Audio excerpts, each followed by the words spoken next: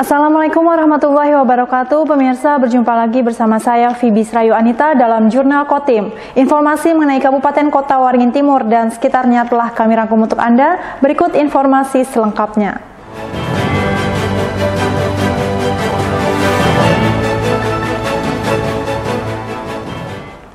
Sebuah bangunan semi permanen di kawasan permukiman padat di Sampit, Kota Waringin Timur, ludes terbakar. Peristiwa pada dini hari ini sontak membuat warga yang sedang terlelap tidur panik berhamburan keluar rumah. Warga Jalan Perkutut 5 Sampit mendadak dihebohkan dengan munculnya kobaran api di permukiman mereka yang padat penduduk. Peristiwa yang terjadi pada pukul 12 malam membuat warga yang sudah terlelap tidur langsung berhamburan keluar rumah. Warga semakin panik ketika api terus membesar. Bangunan yang terbuat dari bahan utama kayu dan kuatnya tiupan angin membuat api dengan cepat membesar. Petugas pemadam kebakaran yang tiba di lokasi langsung berjibaku memadamkan api. Api akhirnya bisa dipadamkan sekitar 30 menit kemudian. Kebakaran tersebut menghanguskan rumah milik seorang warga bernama Winter yang ditinggali oleh cucunya. Pemilik rumah tinggal bersama anaknya di daerah lain. Warga sempat mendengar adanya suara mendesis, menduga jika kebakaran terjadi akibat kebocoran gas. Sekitar jam 12 malam itu, saya tuh duduk di ruang tamu, hanya mendengar suara seperti kayak ban bocor. Entah itu LPG, entah apa di belakang itu, tahu saya tengok lewat horden itu, sudahlah menyala api ini. Memang situ ada, saya perhatikan itu hanya satu orang aja, anak-anak lah, ya, bukan dua anak-anak, ya remaja lah, 2 hari yang lalu. Dia itu hanya bongkar-bongkar itu. Dia pun teriak-teriak, entah apa kejadiannya yang bisa menyebabkan jadi terbakar itu kurang tahu juga. Tidak ada korban jiwa dalam peristiwa kebakaran ini. Pihak pemadam kebakaran masih melakukan investigasi untuk mencari tahu penyebab pasti kebakaran serta total kerugian yang dialami korban. Mashud Badarudin, Hayat TV. Operasi patuh telabang oleh Satuan Lalu Lintas Polres Kota Waringin Timur dilaksanakan dengan mengoptimalkan tilang elektronik. Sepekan berjalan, operasi ini telah menjaring 89 pelanggar lalu lintas. Operasi patuh dilaksanakan sejak tanggal 15 Juli dengan menyasar 7 jenis pelanggaran. Mulai dari melawan arus, pengendara di bawah umur, berkendara sambil menggunakan ponsel, hingga tidak menggunakan helm dan sabuk pengaman. Selain itu berkendara di bawah pengaruh alkohol, berkendara roda 2 lebih dari 1 penumpang, dan terakhir berkendara melebihi batas kecepatan. Operasi patuh dilaksanakan dengan mengoptimalkan tilang elektronik. Selama sepekan berjalan telah terjaring 89 pelanggaran. Namun hanya 75 yang tervalidasi dan 2 diantaranya terkonfirmasi membayar denda tilang. Operasi patuh dilaksanakan untuk meningkatkan kesadaran pengendara agar tertib berlalu lintas, dengan harapan terciptanya keamanan, keselamatan, ketertiban, dan kelancaran lalu lintas. Kita fokuskan untuk pengoptimalan etle, namun tidak terlepas juga karena tilang manual sudah diperbolehkan. Jika memang itu sangat membahayakan dan harus kita tahan kendaraannya, kita akan melakukan prosedur tilang manual. Dari pelaksanaannya, kita sudah mengcapture lebih dari 89 pelanggaran dan yang sudah tervalidasi sebanyak 75 serta yang terkonfirmasi 2. Yang kita fokuskan untuk pelanggaran-pelanggaran yang tidak menggunakan helm, kemudian menggunakan knalpot brong, kemudian balap liar juga kita tindak dalam operasi patuh kali ini. Harapannya masyarakat semakin tertib, kemudian aman di jalan raya, dan yang paling pasti tujuannya adalah Kamtipmas lantas, seperti itu. Operasi patuh dilaksanakan hingga tanggal 28 Juli. Meski nantinya operasi berakhir, namun penindakan kepada pelanggaran lalu lintas tetap terus dilakukan.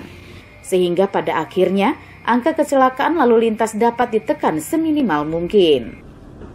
Tim Liputan, Jurnal Kotim. Guna meningkatkan sinergitas, Polres Kota Waringin Timur bersama Persatuan Wartawan Indonesia menggelar diskusi santai. Sebagai mitra kerja, Polres dan PWI berkomitmen menjaga Kamtipnas yang kondusif menjelang pemilihan kepala daerah. Diskusi santai Polres Kota Waringin Timur bersama sejumlah wartawan yang tergabung dalam PWI digelar di salah satu kedai kopi di Sampit. Kegiatan ini juga untuk mempererat silaturahmi dan keakraban. Kegiatan yang dipimpin Kapolres Kota Waringin Timur AKBP Reski Maulana Zulkarnain turut dihadiri sejumlah pejabat utama Polres Kota Waringin Timur, termasuk Ketua PWI Kota Waringin Timur bersama sejumlah pengurus. AKBP Reski menyebut sinergitas dan kolaborasi polisi dan wartawan sebagai mitra kerja perlu terus ditingkatkan dalam bersama-sama menciptakan Kamtibmas yang kondusif, terutama menjelang pilkada serentak. Wartawan melalui produk jurnalistiknya dinilai berperan penting dalam menyaring informasi yang dapat memecah belah persatuan. Ini hal-hal yang buat Polres Kotim untuk bagaimana menemukan dan menganalisa apa yang menjadi kemauan dari rekan-rekan insan pers, dan ini kita sudah mendeklarasikan terkait sepakat bersinergi kemudian berkolaborasi dalam menciptakan keamanan, ketertiban masyarakat yang aman dan damai menjelang pilkada serentak di 2024. Polri khususnya mempunyai mitra yang strategis, yaitu rekan-rekan insan pers untuk nanti membantu memberitakan hal-hal yang membuat situasi ini menjadi aman dan damai, terlepas dari hoax ya, dan di era post-truth sekarang ini terlebih juga untuk memfilter berita-berita yang memecah belah persatuan. Ketua PWI Kota Waringin Timur Siti Faujiah mengatakan pihaknya siap berkolaborasi bersama aparat kepolisian dalam mewujudkan Kamtibmas yang kondusif. Kita sangat berterima kasih sekali atas pertemuan malam ini. Semoga dengan pertemuan ini bisa mensinergikan antara media dan kepolisian khususnya dalam rangka menjelang pelaksanaan pilkada serentak di 2024. Sesuai yang disampaikan Pak Kapolres, kita dari PWI juga siap mendukung pihak kepolisian dalam menjaga situasi aman damai Kamtibmas di Kota Waringin Timur ini, terutama di bidang pemberitaan. Yang pasti kita tidak hanya membantu filterisasi berita-berita hoax segala macam, tapi kita juga, saya harapkan teman-teman dari semua media yang ada di Kotim juga membantu mengedukasi masyarakat bagaimana berita yang benar, kemudian selalu saring sebelum sharing. Diskusi santai untuk menyerap aspirasi dan mencari solusi ini akan kembali dilaksanakan Polres Kota Waringin Timur dengan sejumlah organisasi maupun komunitas lain. Mashud Badarudin, Hayat TV.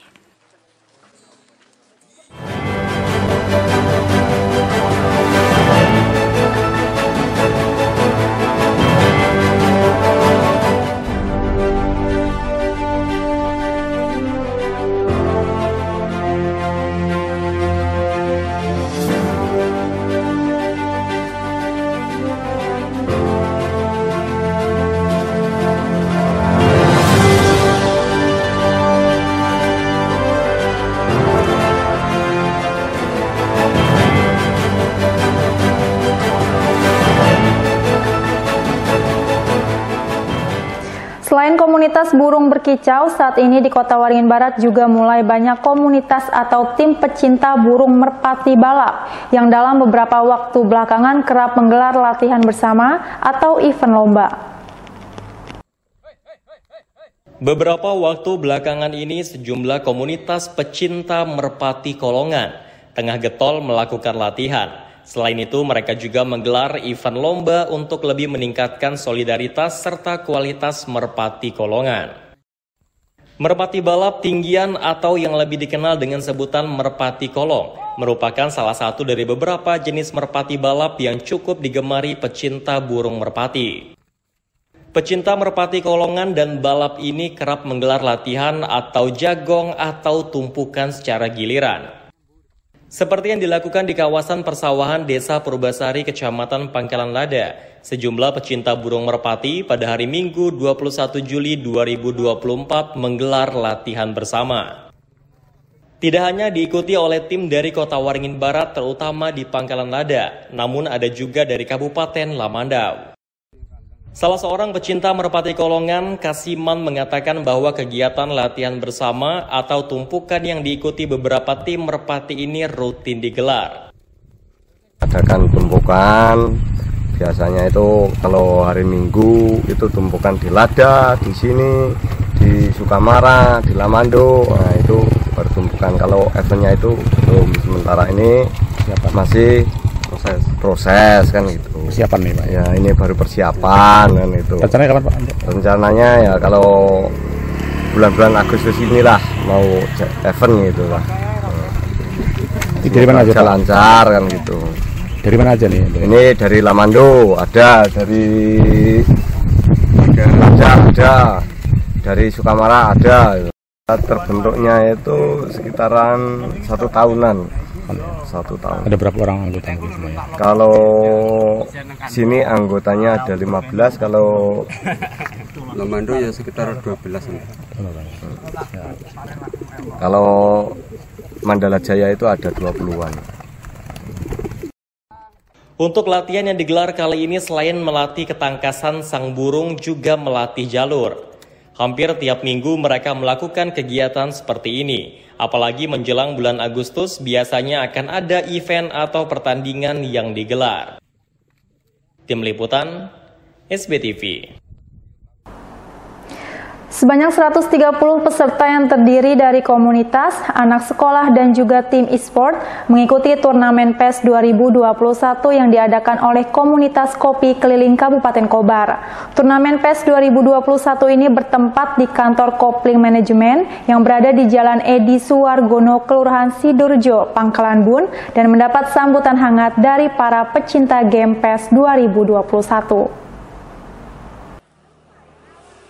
Sebanyak 130 peserta yang terdiri dari komunitas, anak sekolah, dan juga tim e-sport mengikuti turnamen PES 2021 yang diadakan oleh komunitas kopi keliling Kabupaten Kota Waringin Barat. Turnamen PES 2021 ini bertempat di kantor Kopling Manajemen yang berada di Jalan Edi Suwargono, Kelurahan Sidorjo, Kota Pangkalan Bun, dan mendapatkan sambutan yang hangat dari para pecinta game PES 2021. Dalam hal ini, Mustafa Kemal selaku Ketua Panitia mengatakan bahwa turnamen PES 2021 antar tongkrongan ini digelar dengan tujuan memberikan salah satu wadah ekspresi positif terkhususnya bagi anak-anak muda di Kabupaten Kota Waringin Barat. Tidak hanya itu, juga melalui persaingan secara positif dan kerjasama yang baik bersama dengan teman-teman timnya, di mana dengan media turnamen bermain PlayStation game sepak bola PES 2021. Baik, dalam turnamen PES kali ini kami mengundang seluruh tim, kemudian klub, kemudian komunitas, kemudian juga sekolah-sekolah untuk bisa ambil bagian dalam turnamen PES kali ini.